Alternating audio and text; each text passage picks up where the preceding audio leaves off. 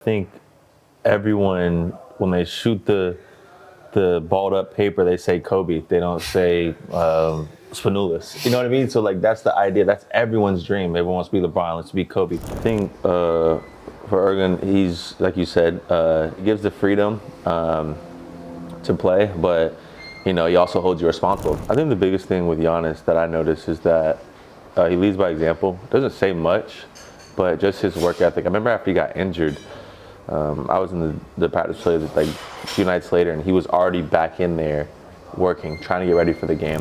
Elijah, thank you for being with us. Of course. You were the second player in basketball history to become NBA and EuroLeague champion in back-to-back years. You win a title every year, and you revealed that you talked to the mirror before the 22 final, EuroLeague final, and you said to yourself that I'm going to be a champion tomorrow. How is the mindset to prepare yourself for all these big games? I think for me is, like you said, manifestations. What you plant in the mind will grow, whether that's negative or positive. And I believe in that. And I don't think too much about what people think because their views are based on the lenses they see through, their insecurities, their past experiences. So we all have our insecurities, so I see people through my lenses, So when it comes to basketball manifestations in my life, I think the biggest thing is just first working. That's where I get my confidence from. And I work really hard during the summer to put myself in a position to, be in these games and have the opportunity to play with such great players, in the NBA or in EuroLeague. But I think, like you said, it's if you don't believe in yourself, then who does? So I always tell people, at the end of the day, I'm my biggest fan. If I'm not my biggest fan, then who is? So that's all I have to say. Is there any lesson for you that you try to keep from the previous trophy and the previous achievement of yours? Yeah, I think for me, those 2 years I had a crazy run. Unfortunately, these past few years we haven't made the playoffs, so it was almost like I knew nothing but winning, and trying to find humility and trying to find motivation to still have those hard summers, those 2 days, those 3 days during the summer is not necessarily the easiest thing because you're winning. So if I change my habits, does it change the result? I don't know, but my biggest goal is to see how good Elijah Bryant can be in his career, whether that's going back to the NBA, whether that's, winning MVP in EuroLeague, whatever that is. What can Elijah Bryant be when he's done and he sits back and retires? So, can you please share your favorite moment or memory from the 2021 NBA Finals, especially as you had to overcome, a 2-0 deficit versus the Suns? Yeah, I think the biggest thing that I learned from that experience is I remember, obviously I wasn't playing a lot at the time, and I remember we went down 0-2 to Brooklyn, and we were walking back to the locker room. And in my head, thinking my first experience in NBA, dang, down 0-2 to Brooklyn, KD, James, Kyrie. I mean, it's probably over, right? Like, I remember PJ Tucker stating, he said, "They did what they did. Now we need to do what we need to do." And that was such a veteran mindset at the time of understanding that they protected home court. Now we're going to go home, protect our home court, recalibrate, and go get these wins. And I think we had some things in our favor with, Kyrie getting injured and stuff like that. I mean, KD's foot being a little bit too big, but that was my next question. Take me to that moment. Yeah. So it was actually in that moment, I forgot who I was telling. It might have been Jordan, actually. I was like, if I get close up to KD, I'm gonna ask him for his jersey. That's what I was thinking, right? So the game's going on, and you can't really see our facial expressions during the game because at the time we had the mask on. And when he shot the shot, I was like, no way we just lost like that. There's no freaking way we just lost like that. And they go to review it, and obviously it's short. And when I was already on the court, kind of like, oh, okay, after we won. And it just so happened I bumped into KD, and I was like so nervous. I was like, oh my gosh, it's KD. And he's like, oh, good game. But then in my head, I was like, I didn't play. How are you telling me good game, But it was a surreal experience to move on from that matchup. NBA stars like KD, as you said, mention all the time Giannis' leadership. What do you remember playing alongside the Greek Freak? I think the biggest thing with Giannis that I noticed is that he leads by example. Doesn't say much, but just his work ethic. I remember after he got injured, I was in the practice facility like a few nights later, and he was already back in there working, trying to get ready for the game. We had shoot around the day before the first game in the finals, and dude is going crazy hard with the knee brace on. That's when the coach was like, like he just hyperextended his leg. He doesn't know anything else. He knows one speed, that's it. So like that type of mindset for a guy who's already accomplished so much was very inspiring for me, understanding like no matter what, you have to work hard every single day, and it makes total sense coming from his background. Do you think that you had the chance to play with a leader like him here in Europe?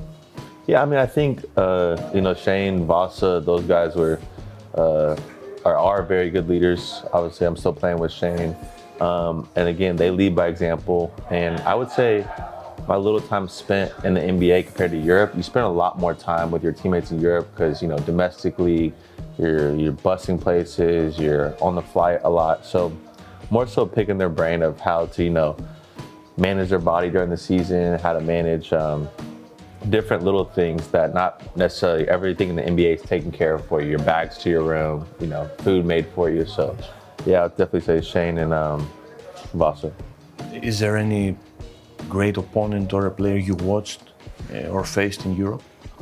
Great player. I mean, there's a bunch of great players in Europe. I think Mike James is good. Obviously, I always tell Shane this when I played him and I would have to guard him. It was like, because he's quick, but he also can shoot. So for me, could be kind of not a nightmare, but a difficult matchup. So I'm glad that I'm not going against him anymore. There is this never-ending debate about the easiest league to score between NBA and the EuroLeague. What's your take? NBA is definitely easier. I mean, as EuroLeague says, every game matters, but also every possession matters. There's fewer games, the game slows down, and in the NBA, if you watch, it's all about analytics now. It's about how many threes can you make, threes and dunks. Mid-range is not really a thing unless DeMar DeRozan, KD, these type of guys, but everyone's shooting 50 plus threes, So I think it's definitely easier to score in the NBA, and then you have the defensive second rule. So it's pretty much like make a decision and play off the closeout or shoot the three. Is there any misconception that the Americans have or had about European basketball? I think the biggest thing I would say is, I don't know if there's a misconception, maybe confusion on like leagues, because Americans classify basketball overseas as overseas basketball, which can range from, I don't know, I played first division Israel to EuroLeague, so there's a big difference. And also sometimes players don't understand that the fundamentals that Europeans go through in terms of development compared to the highlight culture in America. Do you think that perhaps the American players feel like playing overseas something like a failure, I don't know if it's a heavy word, to their NBA dream? Yeah, I think everyone, when they shoot the balled up paper, they say Kobe. They don't say Spanoulis. You know what I mean? So like that's the idea. That's everyone's dream. Everyone wants to be LeBron, wants to be Kobe.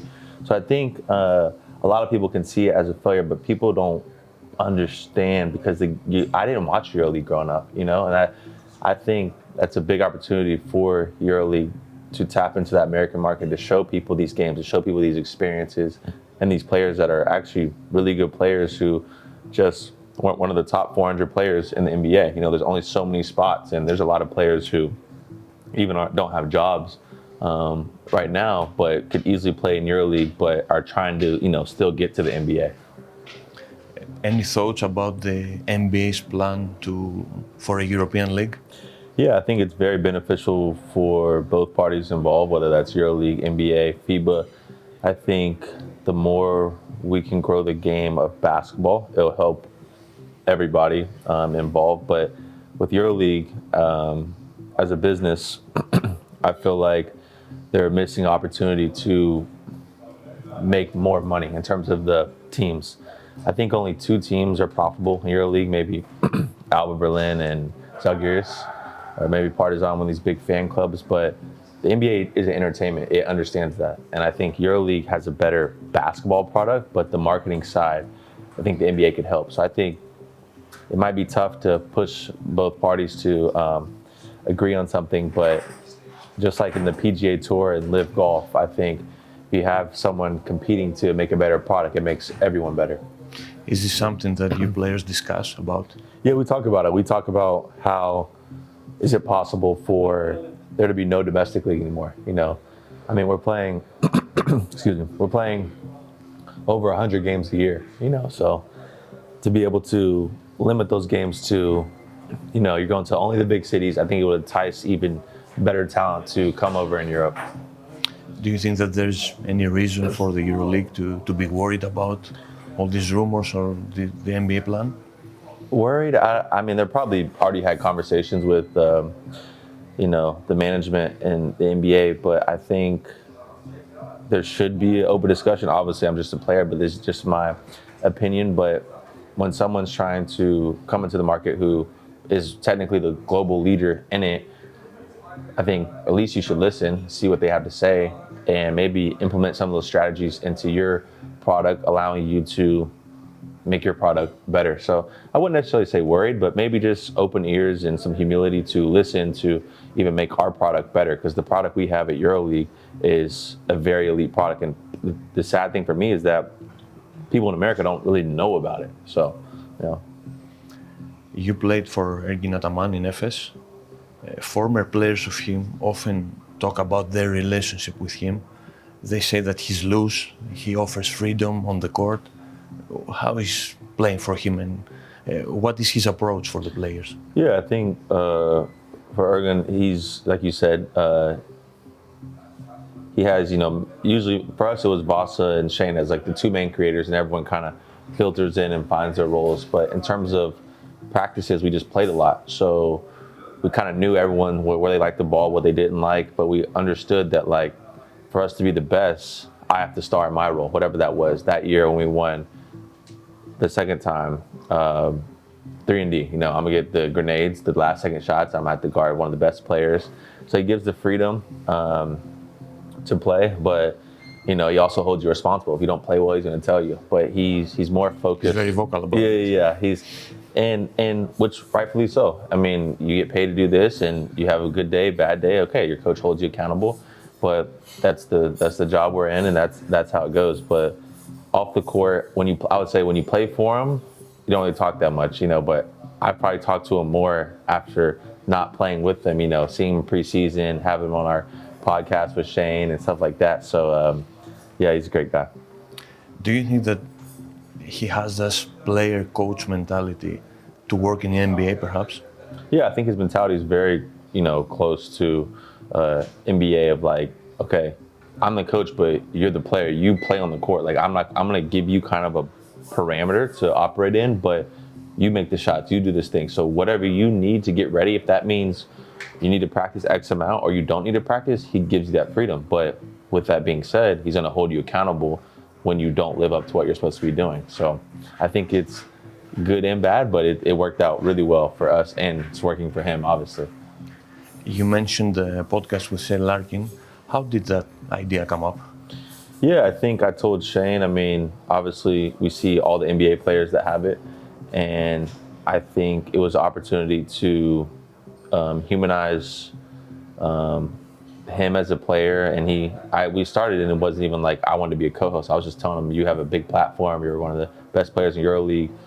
Why don't you start your own platform where you can kind of control the narrative? You know, I think you see a lot of times with media outlets saying stuff, but as players, you don't really want to like tweet back. So more so letting fans see you in a long form style and see how you think and what your direction is of how a game went or what you were thinking, you know, during that championship run. You're also active on YouTube. What made you decide to share your story, your basketball journey, your family moments in a daily routine? Yeah, I think for me, I die every time I see Steph Curry or those guys show anything of their routine and stuff. I'm just like just wanted to see, just to learn as much as possible.